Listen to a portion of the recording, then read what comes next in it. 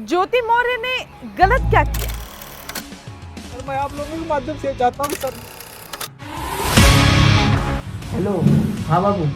बाबू मुझे ना पढ़ लिख के ना एसडीएम बनना है। तुम मार के घर आ जा, बनाओ तुझे एसडीएम। एसडीएम बनेंगे। अच्छा। वीडियो शुरू होने से पहले मैं यही कहूंगा, चैनल को लाइक करो, सब्सक्राइब करो और फैला दो वीडियो फटाफट। कौन कहता है कि मोहब्बत अगर सच्ची हो तो जन्नत दिख जाती है? इस मत आलोक मौर्य का ना जन्नत तो नहीं, लेकिन कुछ और जरूर दिख रहा है। कहा है कि जो तुम ये सब करवा रहे हो कुछ फायदा नहीं होगा, मैं बड़े पद पे हूँ सर। मैं आप लोगों के माध्यम से चाहता हूँ कि सर न्याय हो मेरे। हाँ जी, आज की वीडियो हम बात करने वाले हैं सबकी लोकप्रिय ज्योति मौर्य के बारे में, जिन्होंने रिसेंटली में आलोक मौर्य को रोड साइड रोमियो बना डाला। तो साला ये दुख का खत्म नहीं होता बे। आलोक भैया का भी सपना था कि अपनी पत्नी को एसडीएम बनाने के बाद लाल वाली बत्ती में दोनों साथ घूमेंगे, लेकिन उसी बत्ती का ना बत्ती बना के सही पकड़े हैं। पर खैर वही बत्ती उनके पिछवाड़े उल्टे करके डाल दी गई। ये दोनों हस्बैंड वाइफ है और ये दोनों शादी करने के बाद आज से 10 साल पहले इनकी शादी हुई। उसके बाद ये सोचे कि अपनी पत्नी को पढ़ाना चाहिए। आलोक मौर्य वो बंदा जो अपनी प्रॉपर्टी बेच के बहुत कुछ करके अपनी पत्नी को पढ़ाया और एसडीएम के पद तक पहुंचा दिया। इन्होंने कहा मुझे पढ़ना है सर, मैं इनको पढ़ाने के लिए मैं इलाहाबाद लेके आया और इलाहाबाद में सर द काउंसिल कोचिंग है, वहाँ पे इलाहाबाद की सबसे अच्छी कोचिंग थी। मैंने वहाँ पे किसी तरह सर पिताजी के सहयोग से, भाइयों के सहयोग से और यहाँ तक कि मैंने अपने डीपीआरओ साहब के सहयोग से पैसा उधार लेके इनको कोचिंग कराया। पर एसडीएम बनने के बाद पत्नी ने इसे कहीं और पहुंचा दिया। उसने ये सोचा कि ये सफाई कर्मचारी तो है, साफ कर देते हैं। तू समझा? हाँ। नहीं तू समझा नहीं। पर ये सब इंसिडेंट होने के बाद ज्योति मौर्य को ये लगा कुछ होगा नहीं, लेकिन आलोक मौर्य ने ना यहाँ सीधा सीधा वो वाली कहानी सेट कर दी, ठुकरा के मेरा प्यार अब मेरा इंतकाम देगी। और क्या हुआ? कुर्सी चली गई। गजब बेइज्जती है। मुझे इस सब कंट्रोवर्सी में एक चीज समझ नहीं है कि इसे 12 साल के बाद पता चला कि इसका पति कर्मचारी है, सफाई कर्मचारी, इसलिए छोड़ दिया। इसीलिए गाइस कहता हूँ मैं, ये किसी की हो ही नहीं सकती। ओह यार, तो पता है जब पति की इनकम बढ़ती है तो वो सोचता है कि मेरी फैमिली अच्छे से एग्जिस्ट करे, लेकिन जब पत्नी की इनकम बढ़ती है ना तो कुछ और ही बदल लेती है। इस कहानी में सबसे अहम हमारा रोल जो निभाते हैं वो तो है मनीष दुबे। जबरदस्ती नहीं। वाह क्या एक्टिंग कर रहा है। मनीष दुबे वो इंसान है जो हंसते खेलते फैमिली को उजाड़ देगा। अब भैया राजू का स्टाइल,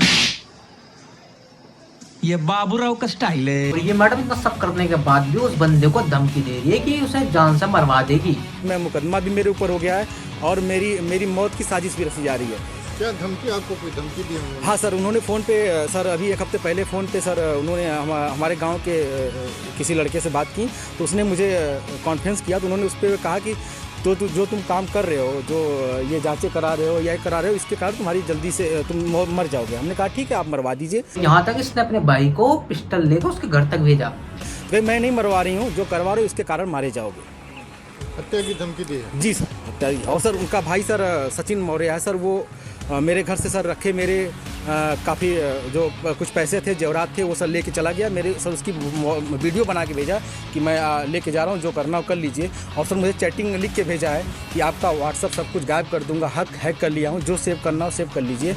और सर उसने क्या किया कि मेरी सिम भी अपने पास रख लिया है, रख के यूज कर रहा है। मेरा बैंक अकाउंट है उसमें जुड़ा हुआ है सब कुछ, लेकिन सर वो मेरी जान पे सब लोग तुले हुए हैं। क्या वो आपसे तलाक मांग रही है? हाँ सर, उन्होंने मुझसे ऑडियो के माध्यम से कहा है, मुझे अभी तक कुछ ऐसा नोटिस तो नहीं मिला है, लेकिन सर उन्होंने कहा है कि तलाक प्यार से दे दीजिए, बवाल मत करिए, नहीं तो मैं आपको बर्बाद कर दूंगी। आपके डीपीआरओ से अगर इतना दिन वो कुत्ता भी पालता तो वो भी ना आसानी से वफादारी निभाता, और ये तो 12 साल के बाद भी दोगलापन कर गई। ये सब इंसिडेंट देखने के बाद मुझे आज पता चला कि सलमान भाई ने आज तक शादी क्यों नहीं की। इस कहानी में और हीरा ठाकुर की कहानी में थोड़ा ही अंतर है। मूवी में क्या था, उसके एसडीएम बनने से हीरा ठाकुर उससे ज्यादा अमीर हो गया था, लेकिन इसमें क्या सीन थे, ये अमीर नहीं हुआ। मैं गरीब हूँ, मैं गरीब हूँ। लगा तभी ये सब सीन हुआ है, क्योंकि पति अमीर नहीं हुआ। वो दिन गए जब लोग गोरा और काला देखते थे, अब तो जिसके जेब में गांधी उसके पीछे लोग गांधी।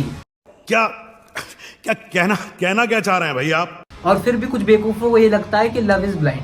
ये वो बंदे हैं जिन्हें गांधी जी के चश्मे की सख्त जरूरत है। माँ मुझे कुछ दिखाई नहीं दे रहा। माँ A few moments later. माँ मुझे सब दिखाई दे रहा है। क्योंकि जिंदगी में दो चीज ऐसी है जिसके खाने के बाद स्वाद आता है, पहला धोखा, दूसरा ठोकर। और ये सब खाने के बाद भी तुम्हारे पास दिमाग ना आया ना, तो उसमें तुम्हारी नहीं, तुम्हारे घुटनों की गलती है। क्योंकि इतना बताने के बाद तो कुत्ते की पूंछ जो है ना वो भी सीधी हो जाती है, तुम्हारी हो या ना हो।